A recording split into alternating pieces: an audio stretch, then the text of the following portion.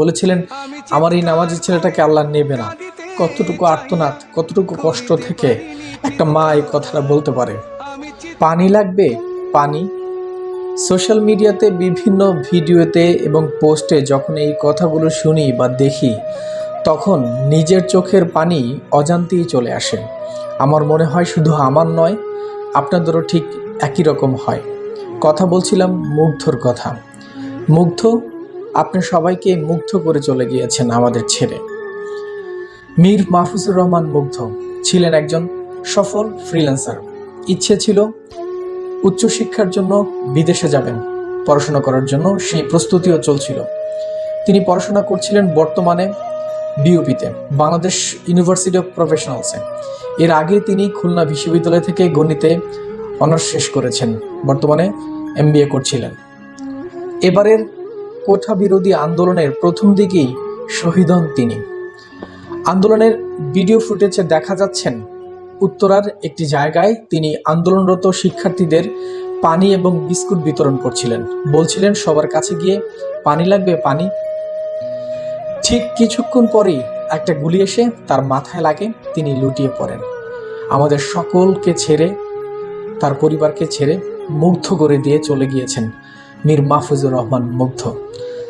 Social মিডিয়াতে অনেকেই তার ছবি পোস্ট করছেন। তার নিষ্পাপ হাসি সবাইকে মুগ্ধ করেছেন এবং কাঁদিয়েছেন, পুরো দেশকে কাঁদিয়েছেন। মুগ্ধ, আমাদেরকে ক্ষমা করে দিন মুগ্ধ। আমরা আপনাকে বাঁচাতে পারিনি, আপনার জন্য কিছুই করতে পারিনি। এরকম মুগ্ধর মতো এমন অসংখ্য মুগ্ধ আমাদের থেকে চলে গিয়েছেন। মুগ্ধ সোশ্যাল মিডিয়াতে পরিচিত ছিল মীর মুগ্ধ নামে। তিনি দেশপ্রেম এবং সামাজিক কাজের সাথে বরাবরই যুক্ত ছিলেন বাংলাদেশ স্কাউটের সাথে। এছাড়াও বিগত ছাত্র আন্দোলন, তারপর বন্যা, বিভিন্ন দুর্যোগ হলে তিনি ছুটে যেতেন মানুষের কল্যাণে। ইচ্ছে ছিল বিমান বাহিনীতে জেট পাইলট হিসেবে কাজ করবেন। সেই স্বপ্নটা স্বপ্নই রয়ে গেল। আমরা হারিয়ে ফেলেছি একজন মেধাবী মুগ্ধকে। মুগ্ধরা 3 ভাই, 2 যমজ এবং 1 বড়। 3 ভাইয়ের মধ্যে পরিবারের সবচেয়ে বেশি খেয়াল রাখতেন মুগ্ধ। তার মা যখন শুনেছিল তিনি মারা গিয়েছেন, সাথে সাথে সেন্সলেস হয়ে গিয়েছিলেন। এটাই স্বাভাবিক। বলেছিলেন এই ছেলেটা নামাজি, তিনি নিয়মিত নামাজ পড়ার চেষ্টা করতেন। বলেছিলেন আমার এই নামাজি ছেলেটাকে আল্লাহ নেবে না। কতটুকু আর্তনাদ, কতটুকু কষ্ট থেকে একটা মা এই কথাটা বলতে পারে। তার পরিবার এখনো মেনে নিতে পারছে না এই শোক। কিভাবে মানবে?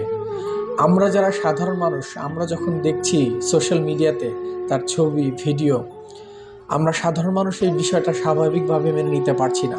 তার পরিবার কিভাবে মানবে? দোয়া করি আল্লাহ তাআলা যেন তার পরিবারকে এই শোক সইবার তৌফিক দান করেন এবং তার আত্মার মাগফিরাত কামনা করছি। যারা তাকে মেরেছেন তাদের বিচার যেন এই দুনিয়াতে এবং আখিরাতে হয়, আল্লাহর কাছে এই প্রার্থনা করছি। সবাই ভালো থাকবেন, সাবধানে থাকবেন, বাংলাদেশের জন্য দোয়া করবেন। আল্লাহ হাফেজ।